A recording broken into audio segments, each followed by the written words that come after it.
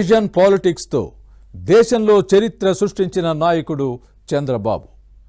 2 సార్లు ఉమ్మడి రాష్ట్ర ముఖ్యమంత్రిగా, ఇప్పుడు రెండోసారి నవ్యాంధ్ర సీఎంగా రికార్డు సృష్టించిన చంద్రబాబు జగన్ పాలనలో జవసత్వాలు కోల్పోయిన ఏపీకి మళ్లీ ఊపిరిపోయడానికి సంకల్పించారు. విజన్ 2047తో ఏపీని నెంబర్ 1గా తీర్చిదిద్దేందుకు నడుం బిగించారు. స్వర్ణాంధ్ర విజన్ 2047లో అసలేముంది? ఏపీ దశ దిశను ఎలా మార్చబోతోంది?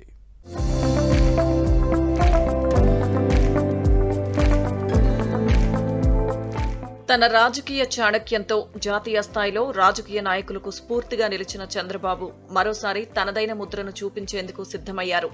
అందరికీ ఆరోగ్యం, సంపద, సంతోషం లక్ష్యంగా 10 సూత్రాలతో స్వర్ణాంధ్ర 2047 విజన్ డాక్యుమెంట్ ను చంద్రబాబు ప్రజల ఎదుట ఆవిష్కరించారు. సమయం ఉన్నప్పుడు పనిచేసి, అవసరం ఉన్నప్పుడు పని చేయించుకునే కొత్త విధానం విజన్ 2047లో ప్రధానం. డిజిటల్ లెర్నింగ్, ట్రైనింగ్ పొందిన ఉపాధ్యాయులు, ప్రైమరీ హెల్త్ సెంటర్స్, టెలిమెడిసిన్ సౌకర్యాలు, అత్యవసర వైద్య సేవలు వంటివి అందుబాటులోకి తీసుకురానున్నారు. బ్యాంకింగ్ సేవలు, రుణాలు, ఆర్థిక అక్షరాస్యత కార్యక్రమాలు నిర్వహిస్తారు. స్థానిక సంప్రదాయాలు, సంస్కృతిని పరిరక్షించడమే ధ్యేయంగా ఆర్థిక కార్యకలాపాలు చేపట్టనున్నారు.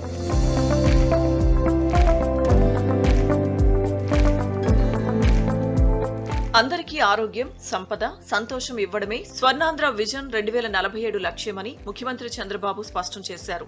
పేదరికం లేని సమాజం అనేది మంత్రంగా తయారు కావాలని, ఆర్థిక అసమానతలు తగ్గించాలన్నారు. ప్రభుత్వం, ప్రజలు, ప్రైవేట్ భాగస్వామ్యంతో పేదరిక నిర్మూలన చేయాలని సూచించారు. నాడు విజన్ 2020 సంకల్పంలో భాగంగా ప్రతి ఇంటి నుంచి ఓ ఐటీ ఉద్యోగి తయారయ్యాడన్న సీఎం, విజన్ 2047లో భాగంగా ఇప్పుడు ప్రతి ఇంటి నుంచి ఓ పారిశ్రామికవేత్త తయారు కావాలని ఆకాంక్షించారు. అందుకే ఈ రోజు మీరు విజన్ డాక్యుమెంట్ చూస్తే నేను చాలా స్పష్టంగా వెల్తీ, హెల్తీ, హ్యాపీ సొసైటీ ఉండాలని, ముందు డబ్బులు ఉండాలి, దాని తర్వాత ఆరోగ్యం ఉండాలి, ఈ రెండుతో కూడా ఆనందం ఉండాలి, అప్పుడే సమాజం సస్టైనబిలిటీ ఉంటుందనే ఉద్దేశంతో ఈ 3 గోల్స్ పెట్టుకుని 10 సూత్రాలతో ఈరోజు విజన్ డాక్యుమెంట్ తయారు చేశాం. 1 ఫ్యామిలీ, 1 ఎంటర్‌ప్రెన్యూర్, ఒక కుటుంబం, ఒక పారిశ్రామికవేత్త రావాలనేది నా సంకల్పం. ఒకప్పుడు నేను మీ అందరికీ ఒక మాట చెప్పాను, 1 ఫ్యామిలీ, 1 ఐటీ ప్రొఫెషనల్ అన్నాను. ఈరోజు మోర్ ఆర్ లెస్ మీరు చూస్తే ప్రతి ఒక్క ఇంట్లో ఒక ఐటీ ప్రొఫెషనల్ వచ్చారు. ఈరోజు నేను ఇచ్చే పిలుపు 2047కి ప్రతి ఒక్క కుటుంబంలో ఒక పారిశ్రామికవేత్త ఉండాలనేది నా సంకల్పం అని చెప్పి కూడా మరొకసారి మీ అందరికీ కోరుతున్నా.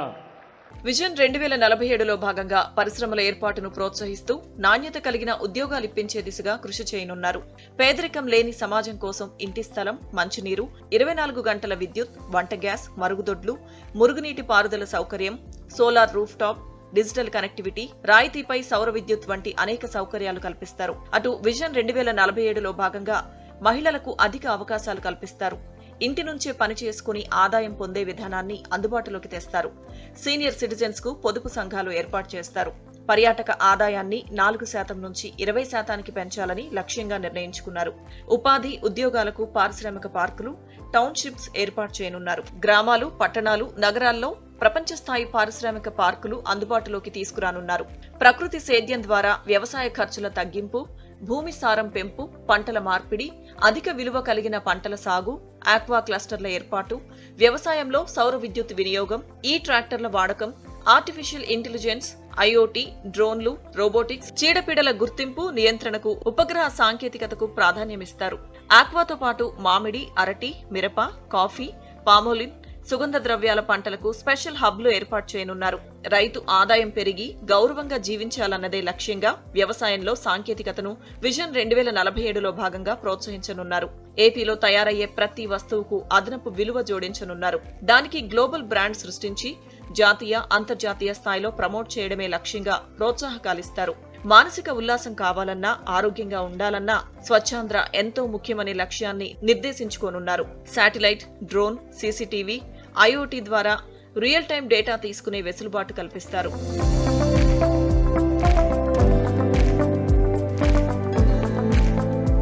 ఈ క్రమంలోనే చంద్రబాబు సారథ్యంలోని కూటమి ప్రభుత్వం తెలుగు జాతి ప్రపంచంలోనే నెంబర్ 1 గా, ఆంధ్రప్రదేశ్ దేశంలోనే అగ్రగామిగా నిలవాలనే సంకల్పంతో ముందుకు వెళ్తున్నట్లు విజన్ 2047 డాక్యుమెంట్ చూస్తే అర్థమవుతోందంటున్నారు రాజకీయ నిపుణులు. అటు విజన్ 2047 డాక్యుమెంటేషన్ లో కూటమి ప్రభుత్వం ప్రజలను కూడా భాగస్వాములను చేసింది. ఈ క్రమంలోనే 17 లక్షల మంది ప్రజలు తమ ఆలోచనలు పంచుకున్నారు. అటు స్వర్ణాంధ్ర విజన్ డాక్యుమెంట్ ఆవిష్కరణ కార్యక్రమంలో వివిధ వర్గాల ప్రజలు తమ అభిప్రాయాలు తెలిపారు. ఆక్వా ఉత్పత్తుల రవాణాలో ఇబ్బందులు పరిష్కరించాలని ఆక్వా రైతులు కోరగా, మహిళల ఆర్థిక అభివృద్ధికి ఉన్న అవకాశాలను సద్వినియోగం చేసుకుంటామని డ్వాక్రా మహిళలు తెలిపారు. 2047 నాటికి ఏపీ దేశంలోనే అగ్రస్థానంలో నిలవాలని విద్యార్థులు ఆకాంక్షించారు. జగన్ రెడ్డి పాలనలో ఏపీలో విధ్వంసం భయంకరంగా జరిగింది. ఇలాంటి పరిస్థితుల్లోనూ పరిపాలన ప్రారంభించిన 6 నెలల్లోనే విజన్ డాక్యుమెంట్ రూపొందించి దేశానికి అంకితం చేశారంటే అది ప్రజల పట్ల ఉన్న బాధ్యతకు నిదర్శనమని ఏపీ ప్రజలు అభిప్రాయపడుతున్నారు. ఏపీ రాజధానిగా అమరావతి మహానగర నిర్మాణానికి పూనుకున్న సీఎం చంద్రబాబు తన విజన్తో ఏపీని స్వర్ణాంధ్రగా మార్చడం ఖాయమంటున్నారు.